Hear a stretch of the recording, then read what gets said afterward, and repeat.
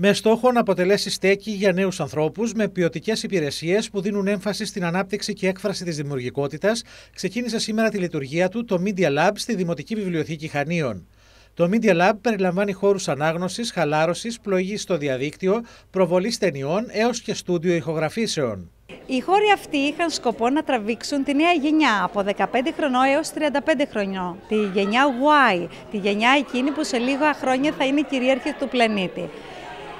Κάναμε λοιπόν στο χώρο αυτό παρεμβάσεις και προσφέρουμε στα παιδιά πάρα πολλά πράγματα, όπως παραδείγματος χάρη music studio για να μπορούν να ηχογραφήσουν μουσική, τα παιδιά που ασχολούνται με τη μουσική. Επίσης υπάρχει το δωμάτιο από την άλλη μεριά, Brain Pal, το δωμάτιο χαλάρωσης.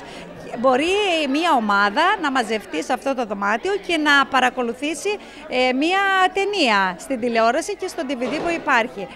Υπάρχει διαδραστικός πίνακας που μπορεί να χρησιμοποιηθεί και από σχολεία και από γκρουπ και από μαθητές και από όλους τους ενδιαφερόμενους.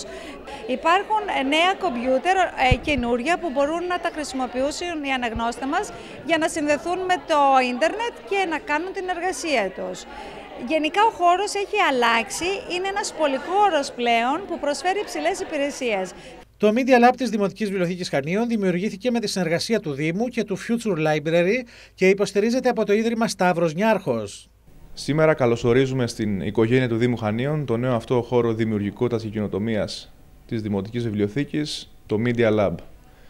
Μέσα από αυτό το χώρο, ο οποίος απευθύνεται στη Generation Y, στη γενιά δηλαδή της ηλικίας μεταξύ 18-35 χρονών, προσδοκούμε να φέρουμε κοντά όλους αυτούς τους νέους στη δημιουργική γενιά του τόπου μας, άνεργους, φοιτητές, αλλά και όποιον αισθάνεται νέο, ούτως ώστε να τον εμποτίσουμε, να του μεταδώσουμε αυτό το μικρόβιο της καινοτομίας, της δημιουργικότητας, του πειραματισμού μέσα από αυτές τις καινοτόμες υπηρεσίες που πλέον παρέχει η Δημοτική Βιβλιοθήκη των Χανίων.